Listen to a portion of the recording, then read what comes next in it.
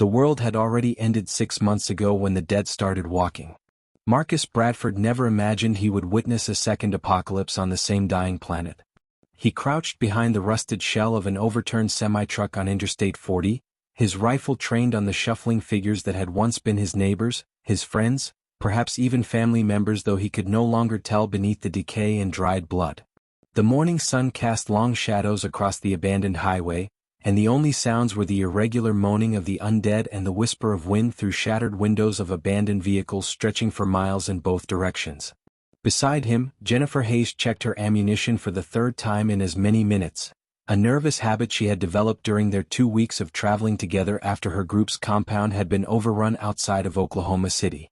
The plan was simple enough. Wait for the dozen zombies to pass their position, then make a run for the grocery distribution center they had spotted from the overpass 3 miles back. Marcus had counted at least 50 of the walking corpses around the building's perimeter, but the potential payoff of untouched supplies made the risk worthwhile. They had been surviving on canned beans and stale crackers for the past week, and Jennifer's younger brother Tommy was getting weaker by the day.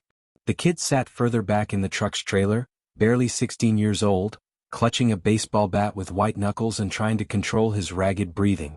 Marcus had seen that look before on countless survivors. The look that said a person was close to giving up, close to deciding that joining the shambling masses might be easier than fighting for one more day in this nightmare world. Everything changed in the span of a single heartbeat. The sky erupted in brilliant streaks of blue and white light that tore across the dawn like cosmic wounds. Marcus's first thought was missiles, that some government somewhere had finally decided to cleanse the infection with nuclear fire. But the objects were moving wrong, decelerating in ways that defied conventional physics, and there were too many of them. Dozens of burning trails converged on the horizon, and then the shockwave hit. The concussive force knocked Marcus flat against the asphalt, his ears ringing with a high-pitched whine that drowned out everything else. The zombies on the highway stumbled and fell like dominoes, though several began climbing back to their feet almost immediately, driven by their endless hunger that transcended even physics. Jennifer was screaming something, pointing at the sky, but Marcus couldn't hear her over the ringing in his ears. He followed her gesture and felt his blood turn to ice.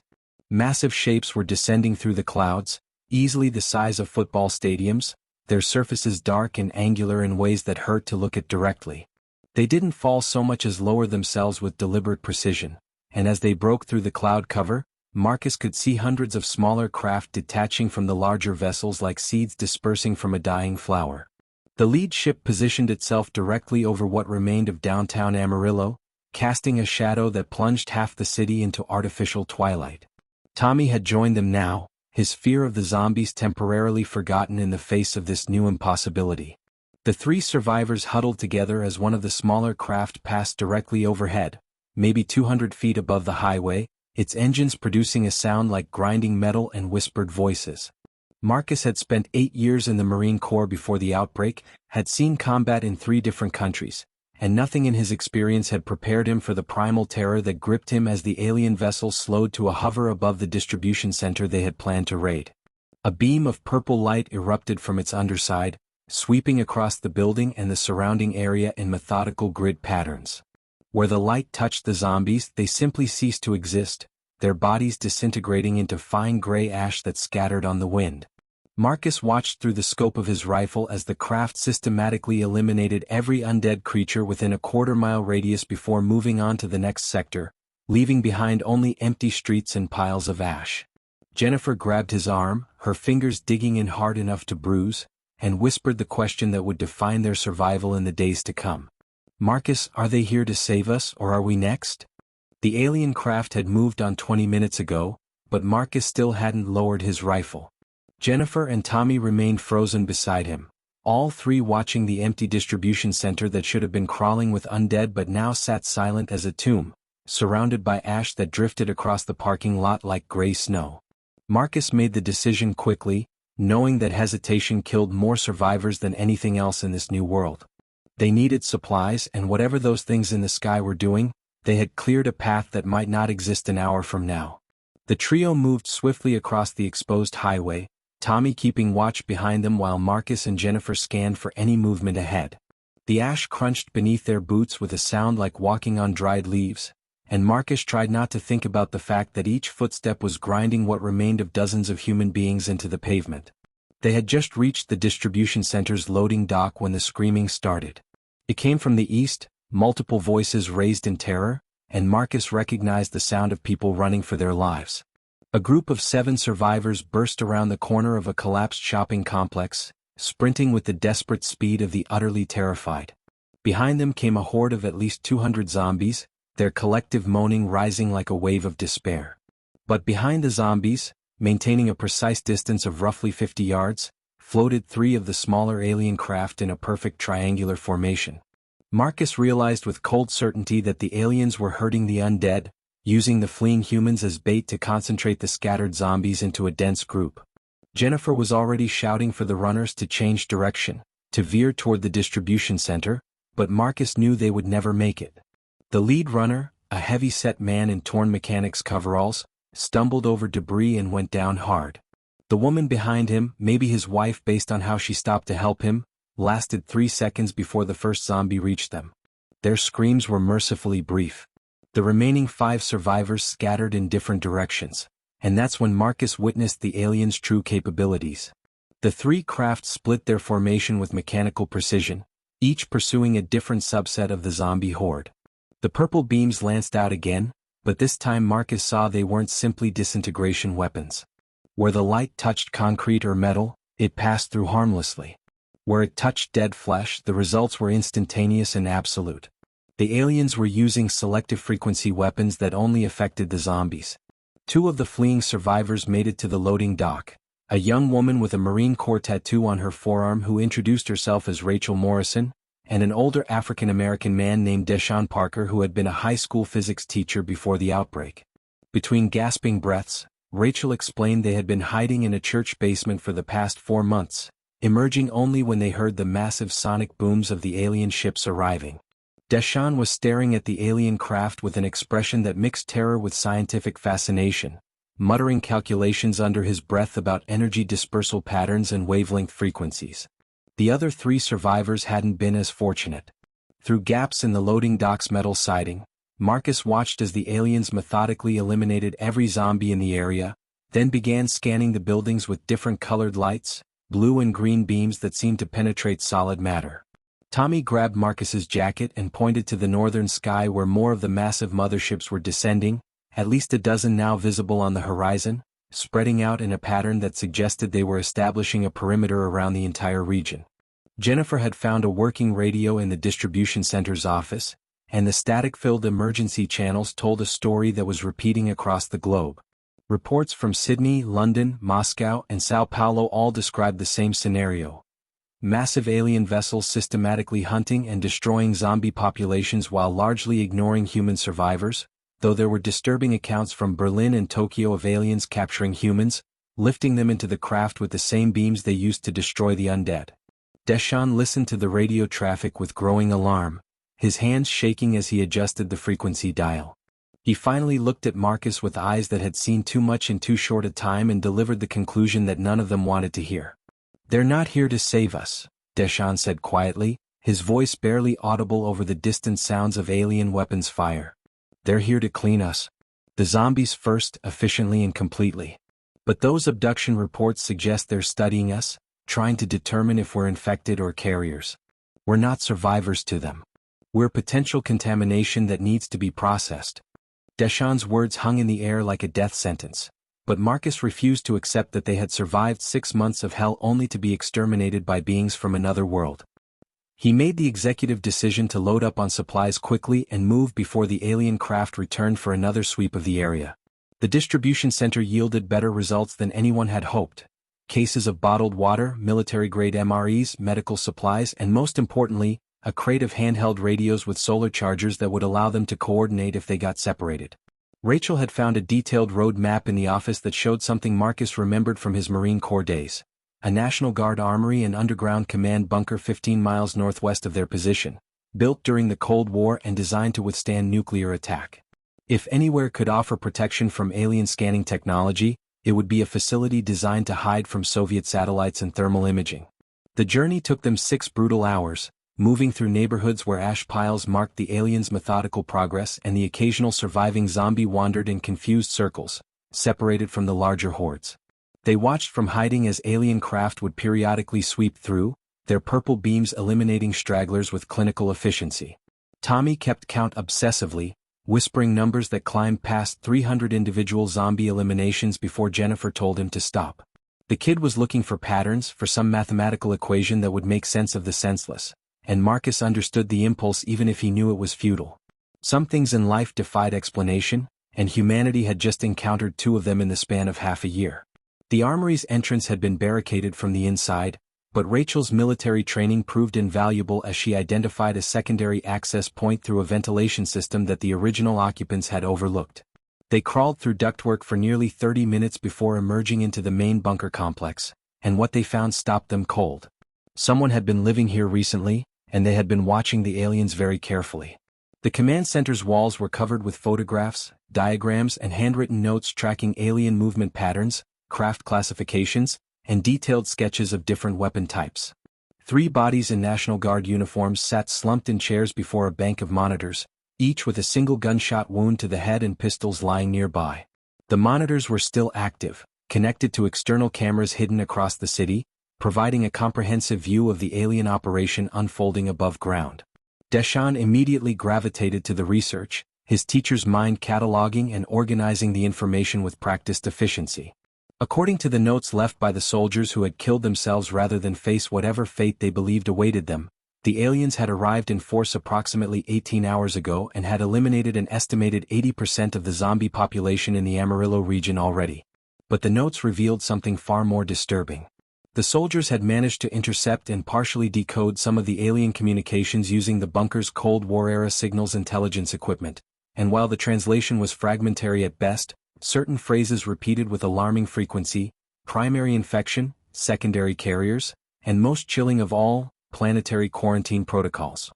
Jennifer was monitoring the camera feeds, watching as a massive mothership positioned itself in stationary orbit above what remained of downtown. Smaller craft were ferrying something up from the surface, containers roughly the size of shipping trucks that appeared to be filled with captured zombies based on the movement visible through translucent panels. Rachel pointed out that the aliens were taking samples, studying the infection in a controlled environment, which suggested a level of scientific sophistication that made their weapons technology seem almost primitive by comparison. Marcus found a detailed star chart among the notes, marked with calculations in the dead soldier's handwriting. The man had been an amateur astronomer before the outbreak, and his notes suggested the alien vessels had not come from outside the solar system but had been orbiting Jupiter's outer moons for at least 3 months before making their approach to Earth. Tommy discovered the bunker's archived news feeds, recordings from the first days of the outbreak that had been captured by the facility's automated systems. He called everyone over with an urgency that cut through their individual investigations, and they gathered around the screen as he played footage from 6 months and 2 weeks ago, showing the initial reports of a mysterious illness spreading through major cities. But Tommy had found something the news networks had missed. In the background of a report from Cape Canaveral, barely visible in the corner of the frame, a small meteorite was streaking across the sky, impacting somewhere in the Atlantic Ocean.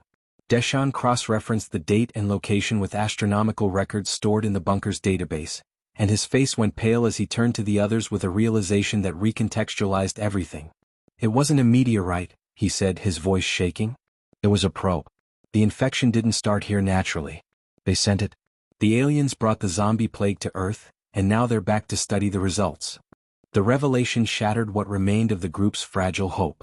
Marcus watched as Jennifer sank into one of the chairs, her face empty of expression, while Tommy started hyperventilating until Rachel grabbed his shoulders and forced him to breathe slowly.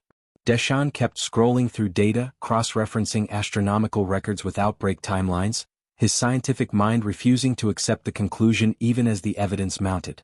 Marcus felt a cold rage building in his chest, the same fury that had kept him alive through countless firefights and desperate last stands. If the aliens had deliberately infected Earth, then every death, every person he had been forced to put down, every child he had found wandering alone and terrified, all of it was murder on a planetary scale. But rage without purpose was just another way to die, so he channeled it into action, pacing the command center while his mind worked through their impossible situation. Rachel was the first to propose the idea that would change everything. She pointed out that if the aliens wanted all humans dead, they could have simply sterilized the planet from orbit. The fact that they were carefully distinguishing between zombies and survivors, that they were studying rather than exterminating, suggested they wanted something from humanity or at least needed to understand something about how the infection had progressed. Deshan built on her logic, explaining that the fragmented communications they had intercepted mentioned secondary carriers, which implied the aliens were concerned about humans who had been exposed but not infected, people who might carry dormant versions of whatever pathogen had caused the outbreak. Marcus understood where this was leading and he hated it, but he also recognized it as their only play. They needed to make contact, to communicate with the aliens deliberately rather than simply hiding and hoping to be overlooked. The bunker's communication equipment was designed to broadcast on virtually every frequency imaginable, a relic of a time when the greatest threat came from human enemies rather than the stars themselves. Deshan worked for 3 hours, crafting a repeating message in binary code, prime numbers, and basic mathematical sequences that any spacefaring civilization should recognize as intelligent communication. The message was simple: humans seeking dialogue, coordinates of the bunker, request for information exchange. Marcus gave the authorization to broadcast, knowing it might be the last decision he ever made, and the signal pulsed out into the darkening sky where alien craft continued their methodical elimination of the undead. For 20 agonizing minutes, nothing happened. Then every monitor in the command center flickered and displayed the same image, a symbol that looked like 3 circles intersecting around a central point, pulsing in rhythm with a sound that seemed to bypass their ears and resonate directly in their minds. Tommy collapsed first, clutching his head and crying out in pain. Then Jennifer and Rachel went down, and Marcus felt his own knees buckling as the sound intensified. Only Deshan remained standing, his face contorted in concentration as he stumbled to the communication console and desperately adjusted frequencies, trying to filter out whatever was overwhelming their nervous systems. He found a narrow bandwidth that reduced the effect from incapacitating to merely agonizing, and gradually the others recovered enough to function. The symbol on the monitors had changed, now displaying what looked like a star map with Earth highlighted, then zooming out to show dozens of other worlds, each marked with the same red indicator. Deshan was recording everything, his hands steady despite the pain still echoing in his skull, and Marcus realized they were being shown something deliberately, a presentation crafted to communicate across the vast gap between species. The images continued: a thriving civilization on a distant world, then the arrival of something small, microscopic magnifications showing what could only be a virus or pathogen. The civilization fell into chaos as its people transformed into something that looked horrifyingly familiar, shambling figures driven by mindless hunger. The next world showed the same pattern, then another and another. 12 worlds in total, each infected, each consumed. Then the display showed Earth, but the timeline was wrong. The probe that had crashed into the Atlantic hadn't come from the alien vessels now in orbit. It had come from somewhere else entirely, from a region of space the star map highlighted in black, a void where dozens of stars had simply been marked with symbols that conveyed extinction. The final image was of Earth's solar system surrounded by the alien fleet, and a new symbol appeared, a barrier, a quarantine line with the unmistakable implication of protection rather than imprisonment. Jennifer was crying, her voice broken as she whispered what they were all understanding. They didn't send the infection. They're trying to stop it from spreading. Someone else is out there, someone or something that's destroying worlds, and Earth just became the latest target. The aliens aren't our enemy. They're the only thing standing between us and whatever is really coming. The alien response came 6 hours later, not as another overwhelming psychic broadcast but as a physical presence. The bunker's external sensors detected a single craft landing directly above their position, and Marcus made the call that terrified him more than any combat situation he had faced. They would go up to meet it, unarmed, and hope that their interpretation of the star map had been correct. Rachel argued against leaving Tommy in the bunker alone, so all 5 of them ascended through the access tunnel, emerging into the purple twilight of an alien-occupied world. The craft waiting for them was smaller than the others they had seen, perhaps the size of a city bus, its surface rippling with colors that seemed to exist slightly outside normal human perception. As they approached, a section of the hull simply ceased to be solid, creating an opening that revealed an interior that hurt to look at directly, all impossible angles and surfaces that seemed to extend further than the ship's exterior dimensions should allow. Marcus stepped through first because that's what leaders did, even when every instinct screamed to run. The interior adjusted as he entered, the disorienting geometry shifting into something closer to human comprehension, though his depth perception still insisted the walls were both 5 feet away and infinitely distant. The alien that awaited them stood roughly 7 feet tall, its body covered in what looked like segmented dark metal but moved with organic fluidity. Its head was elongated, featuring multiple sensory organs that Marcus couldn't categorize as eyes or ears or anything else familiar. When it communicated, the translation came not as sound but as concepts that formed directly in their minds, ideas that bypassed language entirely. It identified itself with a designation that their brains interpreted as Coordinator Vex, and it had come to assess whether humanity could be saved or whether Earth needed to be sterilized completely. Deshaun immediately began asking questions, his scientific curiosity overriding his fear, and Vex seemed to recognize a kindred analytical mind. The Coordinator explained through those direct mental transfers that the infection-consuming Earth was called the Dissolution, a weapon created by a long-dead civilization that had achieved a final act of spite against a universe that had rejected them. The pathogen was designed to spread between worlds, to turn living beings into vectors that would eventually generate enough biomass to launch themselves into space as living meteorites, carrying the infection to new worlds in an endless cycle of consumption. 12 worlds had fallen in this sector alone, and thousands more across the galaxy over the past million years. Vex people, the sovereignty, had made it their purpose to contain outbreaks, to quarantine infected worlds until the dissolution burned itself out, which typically took between 50 and 200 years as the zombies eventually consumed all available organic matter and decayed into inert sludge. Jennifer asked the question they were all thinking. Why not just destroy infected planets from orbit and be done with it? The answer came with something that felt like profound sadness filtering through the mental link. The sovereignty had tried that approach for the first 1,000 years of their war against the dissolution, but they had learned that the pathogen was more sophisticated than it appeared. When faced with extinction-level bombardment, it adapted, went dormant in ways that could survive planetary destruction, hiding in debris that would eventually seed other worlds. The only reliable method was controlled elimination, hunting down every infected organism while carefully preserving the planet's ecosystem, then maintaining quarantine until they could be absolutely certain the dissolution had been completely eradicated. But Earth presented a unique complication that had never occurred in previous outbreaks. Humanity had developed space-capable technology. If even a single infected person reached the International Space Station or any of the satellites still in orbit, the dissolution could potentially spread beyond the quarantine perimeter. Vex's next statement came with an emotional weight that translated as desperate hope. The sovereignty needed human help to identify and secure every possible avenue of escape from the planet, every rocket facility, every spacecraft, every piece of technology that might allow the infection to break orbit. In exchange, they would provide weapons, technology, and support to help humanity reclaim their world sector by sector. But there was a condition that Marcus recognized as non-negotiable before Vex even finished conveying it. Every human survivor would need to be tested, scanned at a genetic level to ensure they weren't carriers of dormant dissolution material. Those who passed would be armed and trained. Those who failed the screening would be isolated until a cure could be developed, and if no cure proved possible within a reasonable time frame, they would be humanely terminated to prevent spread. Rachel demanded to know how many humans Vex estimated would fail the screening, and the coordinator's response crashed over them like a frozen wave. Based on atmospheric dispersal patterns of the initial infection and the dissolution's known behavior, approximately 40% of Earth's surviving human population likely carried dormant pathogens. They would need to condemn 2 out of every 5 people they rescued to imprisonment or death, and they would have to start with themselves. The testing took place inside the alien craft, each member of the group subjected to a scanning process that felt like ice water flowing through their veins. Marcus went first, standing in a cylinder of blue light while Vex's equipment analyzed every cell in his body, searching for the microscopic signatures of dissolution contamination. The 30 seconds he spent in that beam felt like hours, and when the light shifted to green, the relief that flooded through him was immediately crushed by guilt as he watched the others face their judgment. Jennifer passed. Deshaun passed.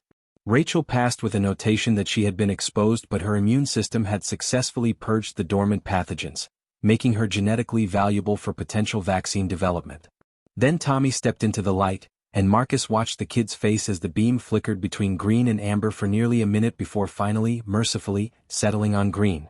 The boy had come within a genetic hair's breadth of carrying active dissolution markers, and the haunted look in his eyes said he understood exactly how close he had come to a death sentence. Vex armed them with weapons that defied human engineering, rifles that fired the same selective frequency energy as the alien craft, capable of disintegrating zombie tissue while passing harmlessly through living humans and most materials. The coordinator was teaching Rachel how to adjust the beam width when every screen in the craft suddenly flashed red, and alarms that translated as pure urgent danger filled their minds. The external sensors were showing something impossible. The zombie hordes that had been scattered and disorganized, easy prey for the sovereignty's systematic elimination, were now moving with purpose and coordination. Thousands of infected were converging on a single location in downtown Amarillo, shambling in perfect formation like soldiers responding to orders. Deshawn pulled up satellite imagery that Vex provided, and the scope of what they were seeing defied everything they understood about the dissolution. Over 50,000 zombies were gathering in and around the old municipal stadium, arranging themselves in concentric circles around something at the center. Vex's explanation came rapid and urgent. This should not be possible. The dissolution was designed as a weapon of chaos, a pathogen that destroyed complex thought and left only hunger. But evolution was the universe's most powerful force, and in 12 previous cases across thousands of infected worlds, the sovereignty had encountered a nightmare scenario, the emergence of a hive queen. Somehow, through mechanisms the sovereignty's best scientists still didn't fully understand, the dissolution occasionally produced a singular infected organism that retained intelligence while gaining the ability to exert rudimentary control over other infected in its vicinity. The radius of that control varied, but if the queen gained enough biomass, enough infected under its influence, it could coordinate the kind of strategic behavior that made the dissolution nearly impossible to contain. It could send infected to specifically target spacecraft, could organize attacks on sovereignty ground forces, could potentially even direct infected to preserve technological resources needed to break quarantine. Marcus understood the implications immediately. They needed to strike now before the Queen fully consolidated its power, and it would require coordinated human and alien forces because the concentration of infected around the stadium was too dense for aerial bombardment without risking the Queen escaping through underground tunnels. Vex agreed with such speed that Marcus realized the coordinator had been testing them, seeing if humans could think strategically under pressure. Within an hour, they were part of a strike force that included 20 sovereignty soldiers, 43 human survivors gathered from other secured locations around the city, and enough alien firepower to level a mountain. The plan was brutal in its simplicity. 3 teams would enter the stadium through different access points, fighting through the infected masses to reach the center where the Queen waited, while sovereignty craft maintained a perimeter to prevent any zombies from escaping the kill box. The assault began at dawn, and Marcus had fought in war zones that were less intense than the first 60 seconds of breach. The zombies didn't just attack, they coordinated, with faster infected flanking while larger ones charged straight ahead to absorb fire and create openings. His alien rifle cut through them like light through fog, each shot reducing infected tissue to harmless ash, but for every zombie he dropped, 3 more seemed to take its place. Jennifer fought beside him, her marine training evident in her controlled bursts and efficient movement, while Rachel and Deshawn protected their flanks with the desperate accuracy of people who knew there was no retreat. Tommy had been ordered to stay in the sovereignty craft overhead, monitoring communications, and Marcus thanked God for small mercies as a zombie that must have been a professional bodybuilder in life nearly tore through his armor before a sovereignty soldier incinerated it with a weapon that looked like liquid lightning. They fought for 40 minutes to cover 300 yards, and when Marcus finally reached the stadium floor and saw what waited at the center, he understood why Vex had been so afraid. The Hive Queen had been human once, but the dissolution had transformed her into something that belonged in nightmares, a towering figure 15 feet tall constructed from the fused biomass of hundreds of infected. Their bodies merged and reshaped into a singular entity that radiated a malevolent intelligence through eyes that tracked Marcus with predatory focus. The Hive Queen moved with horrifying speed for something so massive, its amalgamated body rippling as dozens of limbs that had once belonged to individual infected now functioned as extensions of its will. Marcus rolled left as a cluster of arms swept through the space where he had been standing, concrete pulverizing under the impact. The sovereignty soldiers were targeting the Queen's core mass with concentrated fire, but the creature had layered itself in sacrificial zombie bodies that absorbed the energy blasts, charred flesh sloughing off only to be replaced by more infected that threw themselves onto the Queen's body to become part of its living armor. Deshawn was shouting something about a central nervous system, pointing to a section near what might have been the original host body, a pulsing mass of tissue that seemed to coordinate the Queen's movements. Rachel heard him and immediately redirected her fire, her shots precision targeted at the weak point, and Jennifer joined her a heartbeat later. The Queen screamed, a sound that came from 100 mouths simultaneously, and Marcus felt that psychic pressure again, but this time it was raw and undisciplined, nothing like Vex-controlled communication. The creature was trying to dominate their minds the same way it controlled the lesser infected, and Marcus could feel it scratching at his thoughts, trying to find purchase, whispering promises of an end to pain, an end to fear, just surrender and join the collective. Tommy's voice crackled over the radio, panicked and urgent, warning that the perimeter zombies were breaking from their formations and rushing toward the stadium, the Queen calling reinforcements in a last desperate gambit. Vex ordered the Sovereignty craft to break containment protocol and provide close air support, and suddenly the sky above the stadium was filled with purple and blue light as alien weapons fired danger close to the human positions. Marcus made a decision born of 20 years of combat experience and 6 months of surviving the impossible. He charged directly at the Queen, firing his alien rifle on full automatic, using the weapon's disintegration beam to carve a path through the protective layers of infected biomass. He could hear Jennifer screaming at him to fall back, Rachel calling him insane, but he had seen this play before in a dozen firefights. Sometimes the only way to win was to get so close the enemy couldn't effectively defend. He rolled under a sweeping limb, came up firing, and put 3 shots directly into the pulsing core that Deshawn had identified. The Queen convulsed, its psychic scream intensifying to the point that blood started trickling from Marcus's nose, but he kept firing, kept moving forward, and then Rachel and Jennifer were beside him, adding their fire to his, the 3 of them pouring concentrated energy into the Queen's central mass. The creature began to collapse inward, its control over the absorbed biomass failing, individual zombie bodies sloughing off the main structure like dead skin. Vex and 2 other Sovereignty soldiers reached the core from another angle, their heavy weapons literally cooking the Queen's tissue from the inside out. The psychic pressure cut off abruptly, and throughout the stadium, thousands of zombies simply stopped moving, their coordination severed, reduced once again to mindless individual infected that the Sovereignty perimeter forces eliminated with methodical efficiency. The Hive Queen's main body hit the stadium floor with a wet, final sound, and Marcus allowed himself to collapse beside it, every muscle in his body screaming, his lungs burning but alive and victorious. The cleanup took 3 weeks, Sovereignty and human forces working together to eliminate the remaining scattered infected across the region. The testing protocols identified exactly 42% of survivors as carrying dormant dissolution markers, and those people were moved to isolation facilities where Sovereignty medical technology, supplemented by Rachel's unique immune response, began developing actual treatments. Vex explained that Earth had been fortunate, that the Queen had emerged early before gaining critical mass, and the rapid human response had prevented a scenario that might have required planetary sterilization. But the coordinator also shared a truth that recontextualized everything. The Sovereignty's homeworld had fallen to the dissolution 8,000 years ago. Vex people were themselves survivors, living on fleet ships and terraformed moons, having lost their original planet to the very plague they now fought across the galaxy. The choice Vex offered humanity was unprecedented in Sovereignty history. Earth could be quarantined and eventually restored, with humans living under alien oversight for the next century until every trace of dissolution was eliminated. Or humanity could join the Sovereignty fleet, those who passed genetic screening trained and integrated into the greater war against the dissolution, becoming partners in protecting other worlds from the fate that had nearly consumed Earth. Marcus stood with Jennifer, Rachel, Deshawn, and Tommy, looking up at the alien vessels that filled the sky, and realized that the apocalypse hadn't ended humanity's story. It had just been the prologue to something far larger. Jennifer squeezed his hand and smiled, her voice steady as she spoke the decision they had all already made. We survived the end of our world. Now let's help make sure others survive theirs. Above them, the Sovereignty fleet's lights burned like new stars, and humanity took its first real steps toward the cosmos, not as victims, but as warriors in a war that spanned galaxies. The end.